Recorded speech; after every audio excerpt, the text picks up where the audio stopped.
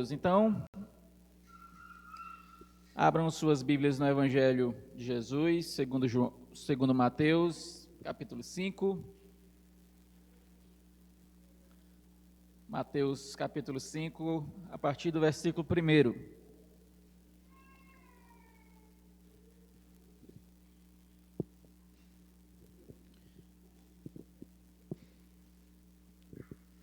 Mateus, capítulo 5, versículo 1. Estaremos estudando hoje até o versículo 4. Diz assim o Evangelho do Senhor Jesus. Ao ver as multidões, Jesus subiu ao monte.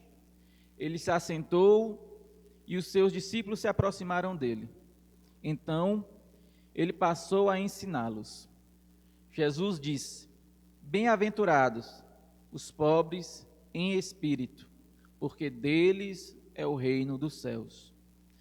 Bem-aventurados os que choram, porque serão consolados. Vamos orar novamente ao Senhor.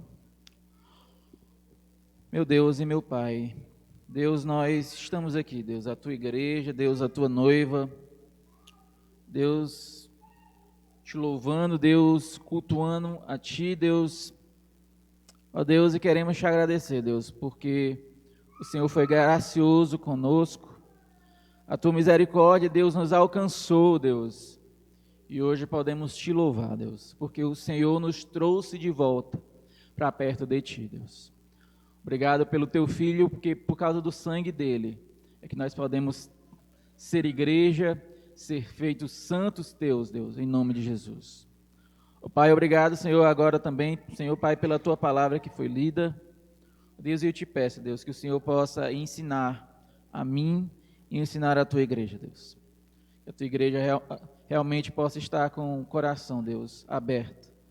Prepara o coração da tua igreja, prepara o meu coração, Deus, para ouvir a tua voz. Deus, que a tua igreja possa aprender de ti, Deus, aprender da tua palavra, a fim dela cada vez mais se aproximar e parecer mais com o Senhor, Deus, em nome de Jesus. Amém. Então, gente, nós estamos voltando ao Evangelho de Mateus, mas antes eu queria que a gente pudesse entender como foi essa nossa breve passagem, né? Pelo livro de Gênesis e também pelo Salmo 1º e 2º. Foi um momento muito bom. Espero que vocês possam ter aproveitado. Esse momento foi uma coisa bem rápida, né? Uma passagem por cima. Eu acredito que nós iremos voltar ao livro de Gênesis, sim, e estudar de maneira detalhada ainda. Mas foi um tempo muito bom. Nós vimos então, no livro de Gênesis, que Deus foi que criou todas as coisas. Deus criou o mundo e criou o homem e a mulher, a sua imagem e semelhança. Vimos também que esse homem e essa mulher foram colocados num jardim preparado e estavam na presença constante do Senhor. Mas esse homem e essa mulher pecaram, deram ouvidos à serpente e por causa disso caíram em pecado e em desgraça. E foram amaldiçoados por isso, e a maldição nos atingiu profundamente. Essa maldição não atingiu somente aquele homem e aquela mulher, não atingiu apenas Adão e Eva, mas atingiu toda a humanidade. Mas ao mesmo tempo que Deus amaldiçoou Adão e Eva e toda a humanidade, Ele também faz uma promessa. Nós vemos essa promessa lá no capítulo 3, no versículo 15. Uma promessa de que a partir da mulher, de um descendente da mulher, viria aquele que iria acabar com essa maldição, iria acabar com a maldição do pecado. O descendente da mulher, o filho da mulher, a semente da mulher, iria esmagar a cabeça da serpente. E que bela promessa é essa? Fico imaginando se não houvesse tido essa promessa. Se tivesse ficado daquela forma, estaríamos completamente perdidos e destinados ao inferno. E não teria escapatória, porque hoje a geração sem Cristo, ela caminha para o inferno. Mas existe uma escapatória, existe uma salvação que está em Cristo Jesus, que está no filho da mulher, no descendente da mulher, que é Jesus. Nós vimos então a maldade, como essa maldade se espalhou, e ao mesmo tempo também a esperança que existia, de que haveria um filho de uma mulher, o filho da mulher, um descendente de Eva, que viria a resgatar, a trazer de volta a humanidade no seu estado original, que ia trazer de volta o homem à presença de Deus. A cada nascimento de um homem, de um descendente da mulher, a esperança era renovada. E mesmo o dilúvio, e mesmo Noé, não foram resposta dessa esperança. Talvez, quando o dilúvio veio, e Noé e sua família estavam ali na arca, talvez pudesse surgir aquela pergunta: será Noé o descendente? Que através dele, então, a humanidade ia ser restaurada. Nós vimos que não foi isso que aconteceu. Que Noé era apenas uma sombra, era apenas uma figura que apontava para Cristo. Noé era, então, uma figura que representava algo muito maior que viria após ele. Então, depois de Noé, nós vemos que, mesmo sendo uma geração totalmente nova, o mal continua. E então, um dos seus filhos, Cã, representa então a continuidade do mal e da geração da serpente, a geração do diabo. Mas também nós vemos Deus conservando a sua promessa em Sem, que daria continuidade, e através dessa descendência nasceria aquele que de fato, sim, dessa vez seria o rei, o filho da mulher, aquele que esmagaria definitivamente a serpente. E nessa geração surge então Abraão, que Deus chama e escolhe para que ele seja o pai de uma nação, que se tornaria a nação do Senhor. Nós vemos lá em Gênesis 12, que Abraão é chamado, e a partir dele, as famílias da terra, todas elas poderiam ser abençoadas. Abraão então é escolhido para ser pai de uma nação, mas não uma nação qualquer, mas a nação que dela sairia o nosso Salvador, Jesus. E Jesus, então, cumpriria a promessa que foi feita a Abraão, porque a partir dele, todas as nações e todas as famílias da terra podem, então, ser abençoadas. E que bênção é essa? É a bênção do resgate da maldição do pecado. É a bênção da salvação, é a bênção de fato, ser salvo e ser conduzido à pátria celestial, a Canaã celestial, a pátria eterna. E nós vimos então que nós fomos, e nós podemos ser chamados filhos também dessa promessa, pela fé, como tem lá em Gálatas 3, versículos 6 a 8. E pela fé em Cristo Jesus, nós também podemos ser participantes dessa promessa feita a Abraão, pela fé em Jesus. E por fim, nós vimos no Salmo 1 e no Salmo 2. Quem de fato é bem-aventurado, quem de fato é feliz, é abençoado, é aqueles que se submetem ao grandioso Rei. E quem é esse Rei, gente? É o Rei Jesus. É o Rei Jesus. E é isso que nós vimos em Mateus. Nos primeiros capítulos, Mateus ele tem o objetivo de apresentar esse rei que nós devemos nos submeter a ele. No capítulo 1, 2, 3 e 4, Mateus ele tem um objetivo claramente de apresentar que Jesus veio, que finalmente, na hora certa, na hora que Deus planejou, desde a criação do mundo, Cristo veio. Então, aquela promessa que foi feita lá em Gênesis, ela agora é cumprida em Jesus. O eterno Rei, ele veio para esmagar definitivamente a cabeça da serpente. E, portanto, nos resgatar do mal, do pecado, da perdição e da maldição do pecado. E nele podemos desfrutar de uma nova vida e desfrutar do seu reino. Ele veio estabelecer um reino. E Mateus, ele se preocupa então em mostrar que Jesus não é um rei qualquer. Ele mostra no capítulo 1 que esse rei, ele é um cumprimento de promessas. Que a sua descendência é de fato uma descendência conforme aquilo que Deus prometera. Ele é filho de Abraão, ele é filho de Davi. E portanto, sendo filho de Davi, o seu reino durará para sempre e eternamente. O seu trono será eterno. Jesus veio estabelecer esse reino, esse reinado eterno. No capítulo 1 também notamos, Mateus ele mostra de maneira magistral que Jesus ele nasceu de uma forma milagrosa. Por isso que ele não é um homem qualquer, mas é um homem que ao mesmo tempo que ele é homem, ele é também Deus. Ele nasce então de uma virgem. Nenhum homem jamais nasceu de uma virgem. Então, Jesus não é um rei qualquer humano, mas ele é o rei dos reis. Nós vemos então, no capítulo 2, como esse rei, ele teve diferentes reações, provocou diferentes reações. Ao mesmo tempo que alguns queriam acabar com a vida dele, ele também provocou que magos viessem até ele e o adorassem.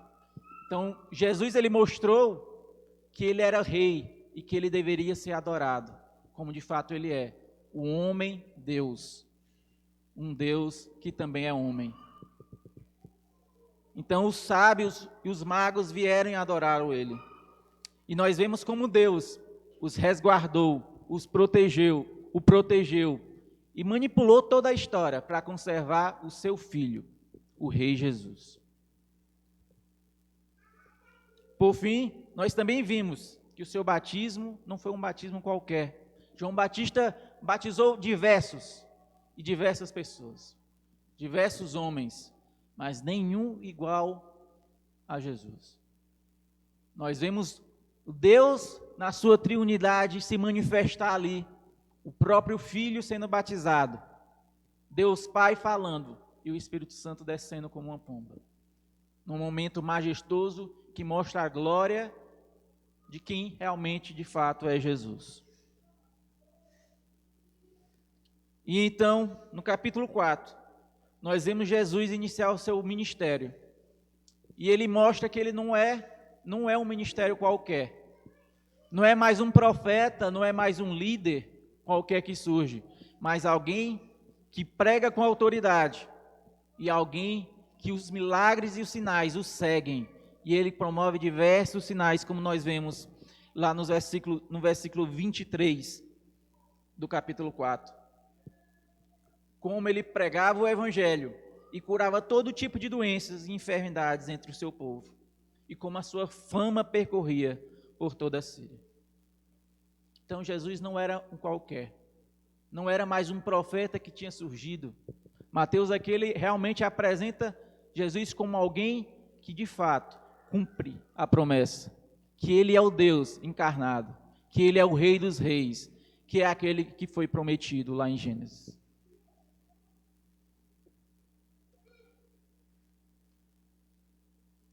E uma das características do ministério de Jesus é o seu ensino. E é aqui que nós chegamos na mensagem de hoje. O seu ensino. Uma coisa que eu acho bem característica e que às vezes a gente esquece é quão importante é essa parte do ministério de Cristo. O ministério de Jesus, muitas vezes, as pessoas tendem a focar nos seus milagres e nos seus sinais. Mas imagine só se o evangelho, o ministério de Jesus, se resumisse apenas nos milagres e nos seus sinais. Eu fico pensando o que o Espírito Santo ia nos fazer lembrar. Né? Porque uma das coisas, quando Jesus promete o Espírito Santo, ele fala, olha, esse Espírito que eu estarei enviando para vocês, vai estar relembrando das coisas que eu disse para vocês. Então, imagine só, Jesus não ensinando nada, só fosse um cara que fosse curando, fazendo milagres, mas não. uma grande parte do seu ministério, uma das principais partes, com certeza, é o seu ensino, é a sua pregação, são os seus discursos. Quantos discursos nós temos nos evangelhos? As suas parábolas, os seus ensinos. Nós temos aqui o Sermão do Monte, quão grande ele é. Nós temos o ensino acerca do Espírito Santo, quando depois que ele ressuscita, ele tem outros discursos. Nós temos o sermão escatológico, nós temos tantos discursos. Então nós percebemos que Jesus, ele gastou muito do seu tempo com seus discípulos e com a multidão, ensinando acerca do reino. Ele era um grande mestre, E nós vemos isso aqui mesmo, no capítulo 4, que Jesus pregou. Nós vemos essa característica de Jesus, pregando e ensinando acerca do reino.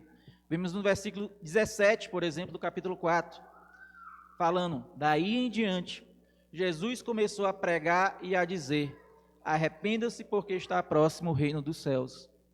Então, nós vemos que Jesus pregava acerca do reino, ensinava acerca do reino. Nós vemos também no versículo 23, como a gente já leu, que Jesus ele percorria toda a Galiléia, ensinando e pregando o evangelho do reino. Então Jesus ele pregava e ensinava acerca do reino, e essa mensagem era sempre uma mensagem de arrependimento, de chamado ao arrependimento daquelas pessoas. Então, entendemos isso, que uma parte importante do ministério, do ministério de Jesus, era pregar acerca do reino. E nós vemos então agora aqui, como uma grande multidão se forma, como nós vimos no versículo 25, com uma grande multidão ela se forma. Então Jesus, olhando essa multidão, ele dá início a um dos seus principais sermões. Um sermão que a gente costuma chamar Sermão do Monte. Um sermão que vai do capítulo 5 de Mateus até o capítulo 7. E Jesus aqui, particularmente, ele vai falar do evangelho do reino. Ele vai ensinar acerca do reino. É como se fosse o próprio rei. Ele chama seus súditos, ele chama aqueles que são cidadãos do seu reino. E ele vai agora falar sobre as leis que regem o seu reino, sobre a ética do seu reino, um código de conduta do seu reino. Enfim, ele vai tratar sobre diversos temas acerca do seu reino, do reino dos céus, do reino que ele veio estabelecer. Então Jesus é aquele que estabelece o seu reino e também aquele que ensina acerca do seu reino. E esse sermão ele é dividido em várias partes. E nós vamos focar de início na primeira parte, que são as bem-aventuranças. E o que são essas bem-aventuranças? A gente pode entender que essa primeira parte, Jesus ele vai falar sobre o cidadão. Quem é o cidadão do reino? Quem são os cidadãos do reino dos céus? Quais são as suas características? Quais são as suas credenciais? Aquilo que são marcas do seu caráter. O que diferencia o cidadão dos céus do cidadão de outros reinos? Sabe, uma coisa que caracteriza muito são marcas, né? Por exemplo, um brasileiro, ele tem marcas que diz que ele é brasileiro. Alguém, vamos dizer, um russo, ele tem uma marca de que é russo. O Japão é muito interessante. Se a gente pensar nas práticas esportivas, pelo menos é algo que a gente vê mais, né? Tem uma marca muito característica dos japoneses. É aquele processo ali, aquela educação que eles têm de limpar todas as coisas ali. Sempre vira notícia. Depois de um jogo da seleção do Japão, estão lá eles lá juntando as coisinhas, o lixo, e deixa tudo no... Então, aqui no começo, Jesus ele quer mostrar essas marcas que também diferenciam aqueles que são cidadãos dos céus. vamos perceber que o reino de Jesus, o reino que Jesus está implantando, ele é muito diferente do reino de reinos do mundo normal. Que a lógica do reino, ela é completamente inversa da lógica do reino do mundo. A gente vai perceber que o pobre, o fraco, o que chora, aquele que não tem nada, é aquele que tem tudo. Aquele que chora é aquele que é feliz. Aquele que é fraco é aquele que é forte. A lógica do reino, ela é completamente inversa. E é uma característica muito marcante do ensino de Jesus acerca do reino isso. Nós percebemos, quando ele fala aos discípulos, que aquele que quiser ser o maior, que sirva a todos. Que aqueles, os que são os últimos, é que são os primeiros. É muito loucura. A verdade é que a palavra é esta. O evangelho do reino de Cristo é loucura para a lógica humana. Então, o fraco, o pobre, o que chora, esse é feliz, esse é abençoado, esse de fato é bem-aventurado. Então, essa primeira parte são as bem-aventuranças. Jesus inicia então o seu sermão mostrando o que é a verdadeira felicidade. O mundo ele tem muito a dizer sobre o que é ser feliz, e as respostas estão todas erradas. O mundo tem muitas respostas para onde nós encontramos felicidade, mas elas estão todas erradas. Esse texto ele vai nos mostrar o que é a verdadeira felicidade. Jesus ele vai nos mostrar a marca daqueles que são realmente felizes, que são realmente abençoados. E é nessas bem-aventuranças que nós vamos ver aquilo que se espera, ver de um verdadeiro cidadão dos céus. Se você diz que é cidadão dos céus, você precisa apresentar essas marcas. Nós vamos ver nas bem-aventuranças aquilo que deve ser sempre almejado, aquilo que deve ser sempre o nosso objetivo, a nossa busca, aquilo que nós devemos sempre nos mover a conseguir. Aquilo que realmente marca daqueles que se submetem ao rei. Se um dia nós somos chamados a se submeter ao grande rei, nós precisamos ter essas marcas aqui, que são apresentadas nas bem-aventuranças.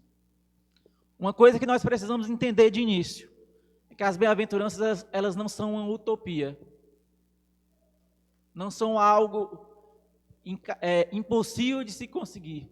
De fato, talvez nunca atingiremos 100% da perfeição. Talvez não, com certeza não. Mas é algo que nós devemos sempre buscar. A gente vê tudo aquilo que é descrito aqui nesse sermão de Jesus, dos 5 ao 7, nós vemos algo de fato muito grandioso, que somente Cristo é capaz de cumprir. Mas nós olhamos para o seu exemplo e devemos buscar seguir, ser cada vez mais parecidos, estar mais perto desse alvo, dessa imagem realmente de perfeição que é Cristo Jesus. Então não pensemos como algo que nós vamos alcançar, isso só é alcançado quando Jesus voltar. Não, nós precisamos buscar diariamente, almejar, realmente mostrar ao mundo as marcas que nós somos daqueles que são do reino dos céus, daqueles que são filhos de Deus, daqueles que pertencem à pátria celestial. E uma coisa que nós precisamos ter em mente é que as bem-aventuranças, elas mostram presentes da graça do Senhor. Você simplesmente não vai chegar um dia, estando no lamaçal do pecado, e dizer: eu serei manso, eu serei misericordioso, eu serei um pacificador, Eu irei ser pobre em espírito. Não, não será assim. É por causa de Cristo Jesus, é por causa do Espírito Santo que há em você, que você conseguirá, perseverará em atingir esses objetivos, vai perseverar em caminhar para esses alvos que estão descritos aqui. John Stott, acerca das bem-aventuranças, ele fala que elas são as 8 qualidades que juntas constituem as 8 responsabilidades, as 8 bênçãos, os 8 privilégios e as 8 condições de sermos cidadãos do reino de Deus. Então, uma outra coisa que temos que ter em mente é que, assim como o fruto do Espírito, ele é um com várias características, né? A alegria, o amor. As bem-aventuranças também não são coisas separadas. Se você é cidadão dos céus, você tem todas essas 8 marcas. Ou deve ser o objetivo você ter essas 8 marcas. Cristo desenvolve essas 8 marcas em você.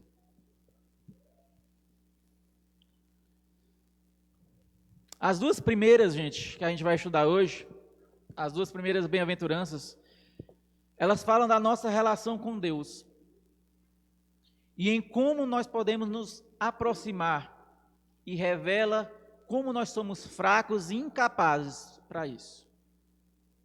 Então, as 2 primeiras, elas falam da nossa relação com Deus. Nós vamos ver que cada uma está conectada. Sempre uma vai remeter à outra.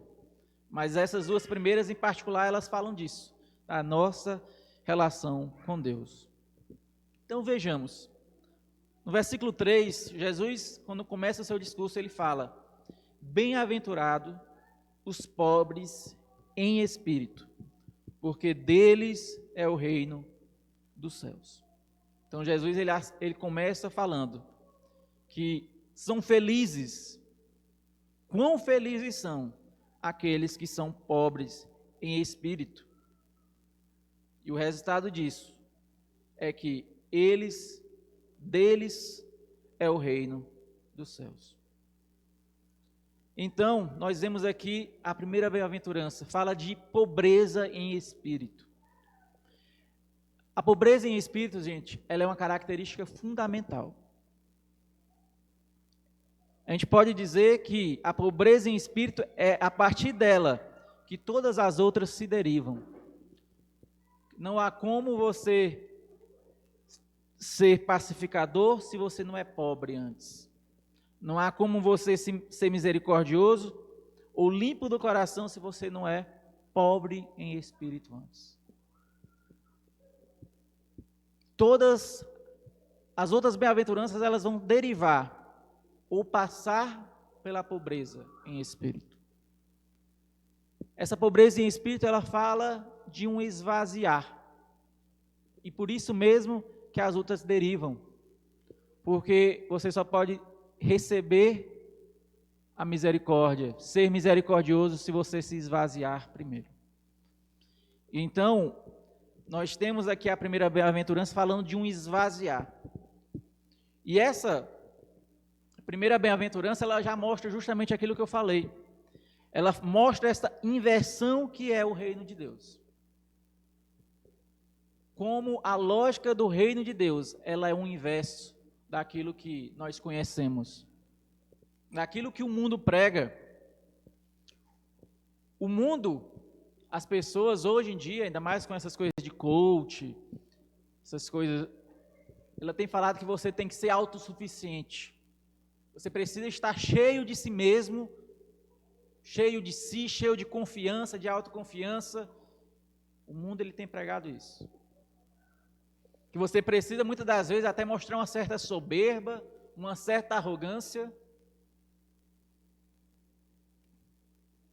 E essa primeira bem-aventurança, na verdade, ela fala o contrário. Que, na verdade, você precisa estar vazio. nós vamos ver que vazio é esse. De que vazio estamos falando?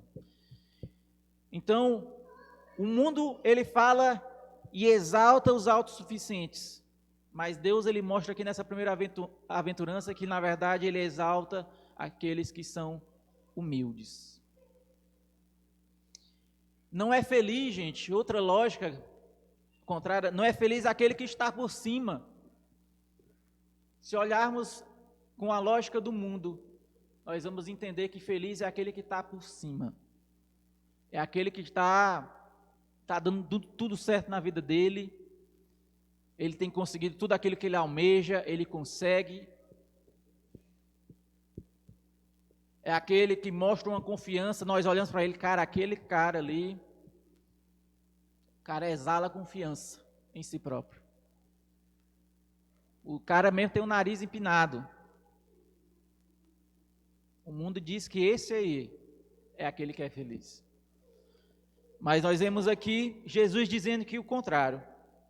Que na verdade, aquele que está aos pés de Jesus, humilhando-se, baixo, no vale, não aquele que está lá no monte, no pináculo, na mais alta altura. Esse que na verdade é o bem-aventurado. Esse que na verdade é aquele que de fato é abençoado de verdade.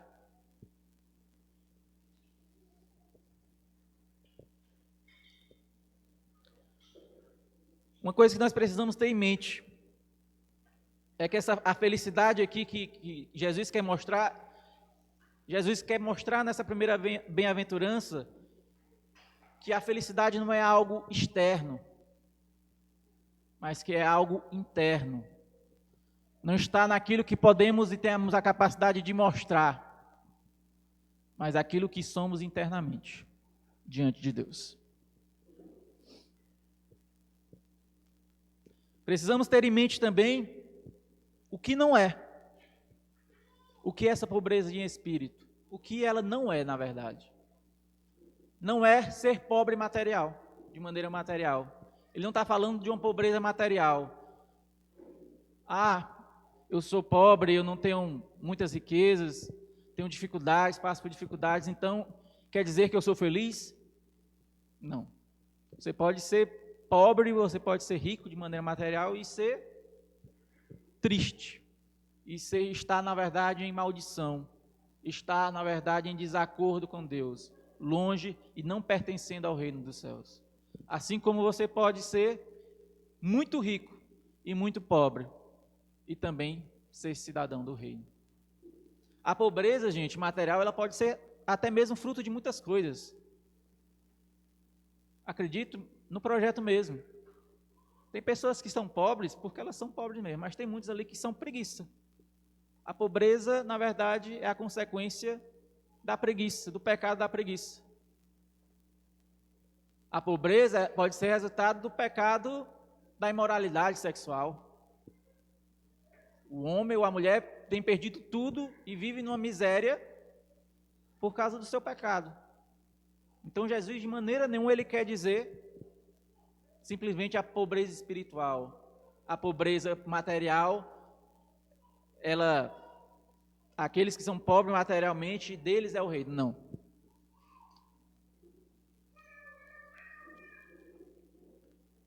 Nós podemos ver, por exemplo, uma coisa que existe muito, um tal de voto de pobreza, né? Nós temos alguns exemplos famosos. Por exemplo, São Francisco de Assis.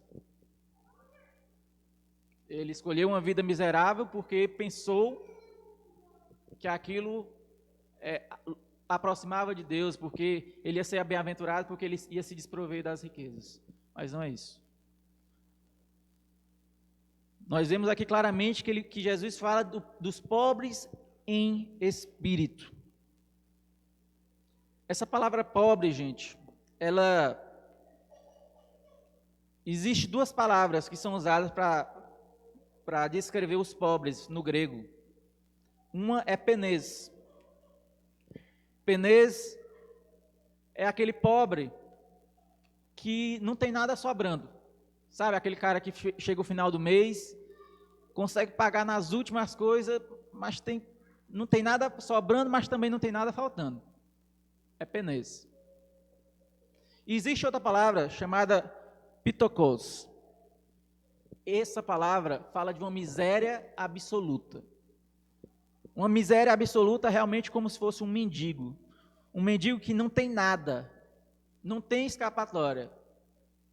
Onde ele precisa recorrer a alguém porque ele não tem chance alguma.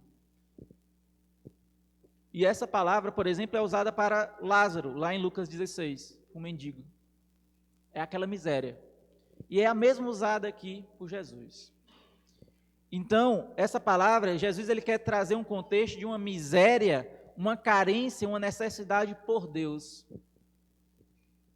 E um reconhecimento daquele que é pobre, de que ele não consegue, ele não tem força nele mesmo, ele é incapaz de se achegar a Deus. Essa pobreza em espírito é de alguém que reconhece de fato a sua falência espiritual, a sua miséria, a sua depravação.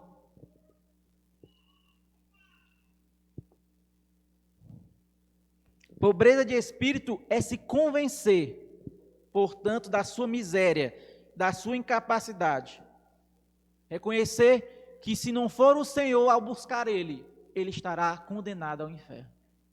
Se não for o Senhor a chamar ele, ele será incapaz de se chegar a ele. E por isso que ele é a base. Por isso que ser pobre em espírito é a base.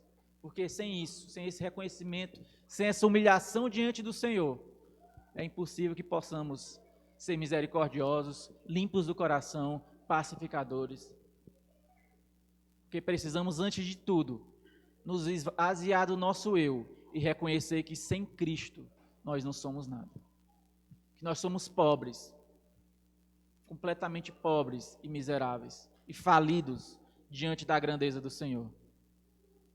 Ser pobre em espírito é de fato olhar ao Senhor, estar diante do Senhor e cair ao pó, reconhecendo a nossa miséria diante da grandeza do Senhor.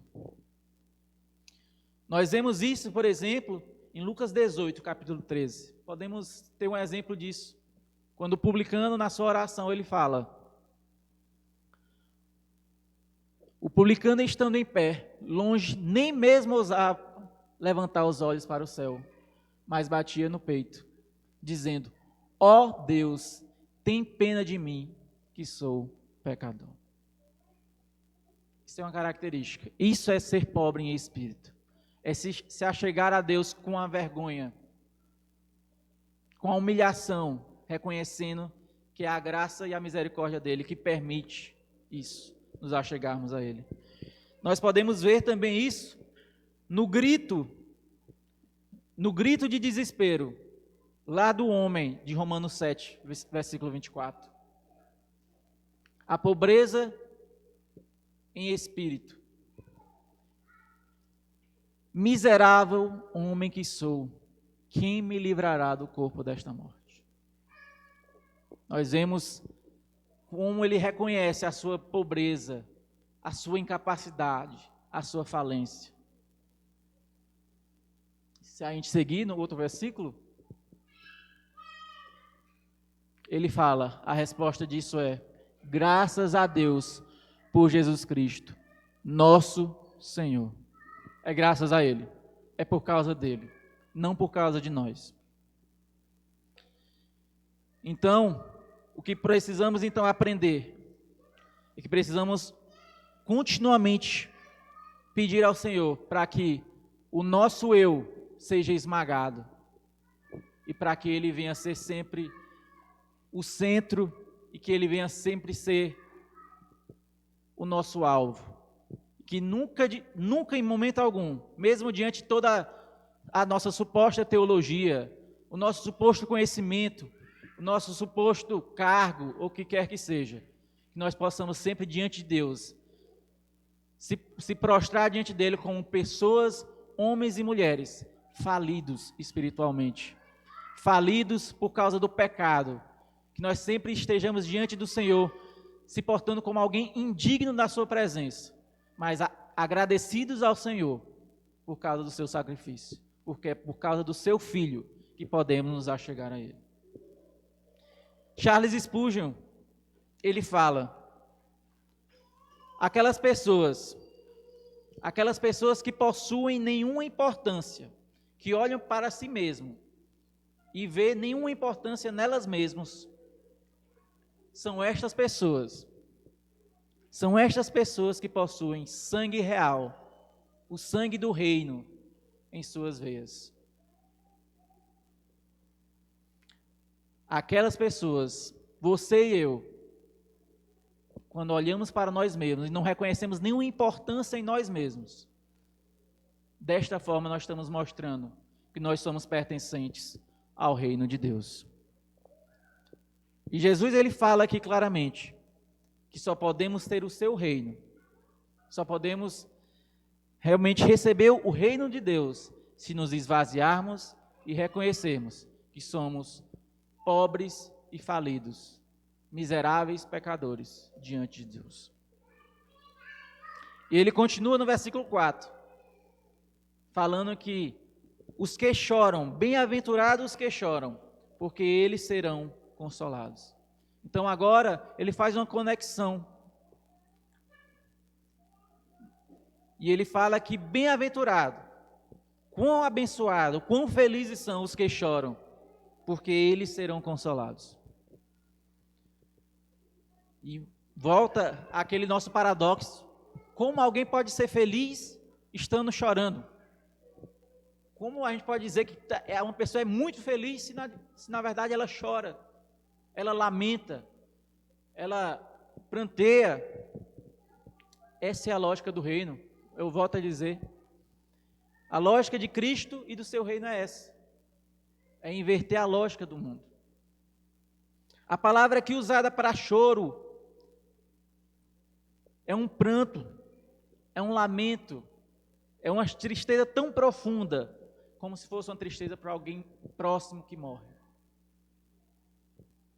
Então, bem-aventurados são esses que ficam tristes, lamentam, ficam realmente consternados, mas com o quê?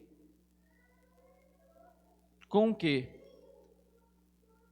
Jesus aqui ele quer dizer que são bem-aventurados aqueles que choram por causa do seu pecado e por causa do pecado do mundo. Não é um qualquer choro, não é qualquer lamento, mas é aqueles que ficam desesperados, tristes e que choram por causa do seu pecado e por causa do pecado da sua geração e por causa do pecado do mundo. Jesus ele diz aqui claramente que feliz é aquele que chora desesperado pelo seu pecado, pela sua falência espiritual, pela sua indignidade de se aproximar de Deus. Então é aquele que olha, reconhece aquela primeira bem-aventurança, a sua pobreza e chora por causa disso. Quantas vezes você já chorou por causa do seu pecado? Quantas vezes você tem chorado por causa do pecado da sua cidade? Quantas vezes você tem chorado, e não é um choro qualquer, mas um choro de lamento e de luto e tristeza, por causa do pecado da sua nação, do cristianismo que tem se perdido. Eu olhando esse texto foi um tapa na minha cara. Porque nós temos falhado nisso. Nós temos olhado para os nossos umbigos. Eu estando bem espiritualmente, tá bom. Se você não chora pelo pecado dos outros, quer dizer que você não está bem espiritualmente. Você precisa melhorar. Porque um verdadeiro cidadão dos céus, ele chora e lamenta pelo pecado da sua nação, pelo pecado da sua geração. E essa tristeza ela é tão grande que aflige todo o seu ser, de maneira a ser impossível esconder essa tristeza. Precisamos chorar, gente. Nós, como igreja do Senhor, precisamos chorar o pecado. Precisamos chorar a corrupção do mundo. E não é um choro, porque acontece muitas das vezes o choro pelo castigo, o choro pela condenação, pela consequência do pecado, mas não pelo pecado em si. Vocês já viram, tem algumas cenas, por exemplo, no YouTube, daqueles homens nos julgamentos lá nos Estados Unidos, principalmente, né?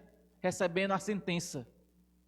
Nós vemos quantas vezes eles choram desesperados, mas eles não estão chorando arrependidos do seu pecado, daquele que eles cometeram. Eles estão chorando e lamentando desesperados pela condenação, que muitas das vezes é uma prisão perpétua ou a pena de morte. E muitas das vezes nós choramos por causa do nosso castigo e não por causa do pecado. Então precisamos chorar por causa do pecado, entendendo que isso nos afasta do Senhor, entendendo que isso magoa, isso fere o coração de Deus.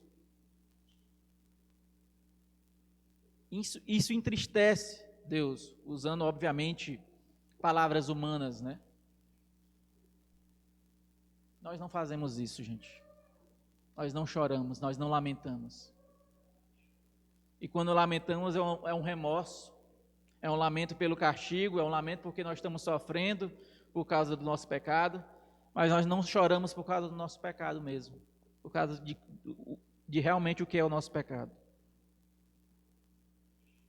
E nós vemos isso quando Paulo fala lá em 2 Coríntios capítulo 7, essa diferença, que existe uma tristeza que vem de Deus e uma outra que não. 2 Coríntios capítulo 7, versículo 9.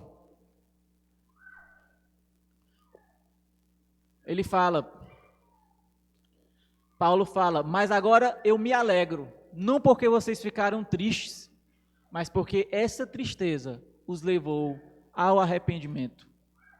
Pois vocês foram entristecidos segundo Deus, para que de nossa parte não sofressem nenhum dano. Porque a tristeza segundo Deus produz arrependimento para a salvação, que a ninguém traz pesar, mas a tristeza do mundo produz morte. Então, gente, esse choro que será consolado, será o choro pelo pecado. Não será o choro pelo... O cara faz tudo de errado e começa a chorar, poxa, está dando tudo errado na minha vida. Jesus, ele promete consolo àqueles que estão chorando pelo seu pecado, aqueles que enxergam a sua pobreza em espírito e choram e lamentam por isso. Deus promete o consolo. Então, que possamos, então, chorar pelo pecado, porque tendo a certeza que esse choro será consolado. Jesus promete o consolo, e o consolo dele, com certeza, é melhor do que qualquer consolo. Devemos lamentar o nosso pecado e o de nossa geração. Nós vemos isso, por exemplo, com Esdras. Esdras lamentando, lá no capítulo 10, no versículo 6. Esdras capítulo 10, versículo 6. Esdras se retirou de onde estava, diante da casa de Deus, e foi para a câmara de Joanã, filho de Eliasib. Ao entrar ali, não comeu pão, nem bebeu água, porque pranteava por causa da infidelidade dos que tinham voltado do exílio. Esdras, olhando para o pecado de todos aqueles que já tinham voltado do exílio, exílio esse, que foi resultado, consequência do pecado de Israel. E agora ele olha para esses mesmos e vê que eles estão do mesmo jeito novamente. Esdras então olha e chora e fica em luto por causa da infidelidade. Então, olhemos esse exemplo e choremos também pelos nossos pecados e por causa do pecado dos outros, dos nossos irmãos, da nossa nação. Em Salmo 119, 136, nós temos outro exemplo disso. Salmo 119, 136. Meus olhos vertem rios de lágrimas, porque os outros não guardam a tua lei. O salmista aqui, ele olha para aqueles que não seguem, não ouvem, não guardam as palavras do Senhor e chora e lamenta. Aprendamos então, portanto, isso. Lamentar pelo nosso pecado e pelo pecado dos outros. A felicidade está então em saber que há um consolo. Nós somos bem-aventurados porque nós choramos com a certeza de que há um consolo para esse choro. Jesus, lá em Mateus 11, ele chama aqueles que estão angustiados e aflitos. Mateus 11, 28 a 30. Nós vemos o consolo de Cristo. Ele fala: venham a mim, todos vocês que estão cansados, sobrecarregados, e eu os aliviarei. Podemos ter a certeza de que Cristo, Ele há de nos aliviar o nosso cansaço, aquilo que nos aflige, aquilo que nos sobrecarrega, aquilo que nós sofremos, aquele choro, aquele lamento por causa do nosso pecado, será consolado. E nós poderemos descansar, e nós podemos ter a certeza que nós podemos descansar na graça e na misericórdia do Senhor. E o mais importante, a certeza de que nós temos um Consolador. O Espírito Santo que foi nos prometido é aquele que nos consola. Podemos ter essa certeza que o Espírito Santo nos consola e nos ajudará a olhar para Deus, sabendo que Cristo nos permite estar diante dele. Nós não vamos olhar para o nosso pecado, para a nossa indignidade, mas nós vamos, pelo Espírito Santo, olhar para Cristo Jesus. Cristo Jesus nos conduzindo diante do nosso Deus. E é o Espírito que nos faz lembrar, dia após dia, que há uma esperança. Há uma esperança de que toda lágrima cessará. De que nós não precisaremos mais chorar, porque não haverá mais choro. Em Apocalipse 21, versículo 4, nós temos a certeza de que um dia tudo isso passará. E de que nós, uma vez cidadãos dos céus, poderemos estar realmente alegres, sem nenhum tipo de choro, eternamente com Deus. E diz assim, que Ele lhes enxugará dos olhos toda a lágrima, e já não existirá mais morte, e já não haverá luto, e nem pranto, e nem dor, porque as primeiras coisas passaram. Essa é a nossa esperança, gente. Essa é a nossa esperança. Jesus está nos consolando continuamente, todos os dias. O seu Espírito nos consola todos os dias, quando nós choramos por causa do nosso pecado. Mas haverá um dia que não haverá mais presença do pecado, e não lamentaremos mais, porque diante de nós e a nossa presença estará somente o próprio Deus, o próprio Cristo. E não haverá mais choro, nem morte e nem luto. Então que possamos descansar nessa verdade, que nós somos felizes sim hoje, nós somos felizes, abençoados hoje, uma vez que nós somos pobres em espírito, reconhecendo a nossa falência, a nossa indignidade diante de Deus, que nós somos felizes sim, abençoados, uma vez que nós choramos e lamentamos o nosso pecado com a certeza de que somos consolados. Mas a nossa felicidade será sem fim e eterna, incomparável, quando Jesus vier buscar a sua noiva. Então que estejamos preparados, dia após dia, entregando tudo aquilo que nós somos e temos ao nosso Deus, reconhecendo que não somos nada, que somos pequenos, como o publicano, nos colocando aos pés do Senhor Jesus. E que tenhamos essa certeza de que a eternidade estará preparada, está sendo preparada para nós. Amém? Que Deus nos abençoe.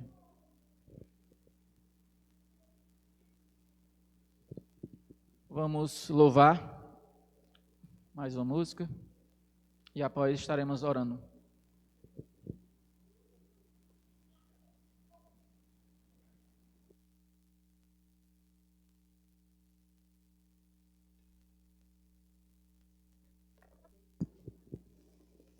Vamos nos pôr de pé nessa última música? Vamos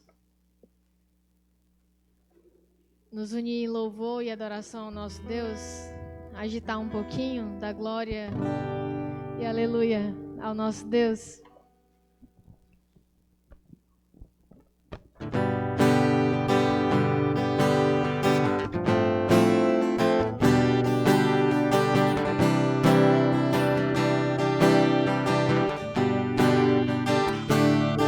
Já refúgio a glória eterna de Jesus, o Rei dos Reis. Breve os reinos deste mundo seguirão as suas leis. Os sinais da sua vinda mais se mostram cada vez. Vencendo vem Jesus. Glória, glória, aleluia. Glória, glória, aleluia. Glória, glória, aleluia. Vencendo vem Jesus. O clarim que chama os salvos, a batalha já soou. Cristo à frente do seu povo, multidões já conquistou. O inimigo em retirada, seu furor já demonstrou. Vencendo vem Jesus. Glória, glória, aleluia. Glória, glória, aleluia. Glória, glória, aleluia. Vencendo vem Jesus. Eis que glória refulgente sobre as nuvens descerá, e as nações e os reis da terra com poder governará. Sim, em paz e santidade toda a terra regerá. Vencendo vem Jesus. Glória, glória, aleluia. Glória, glória, aleluia. Glória, glória, aleluia. Vencendo vem Jesus. E por fim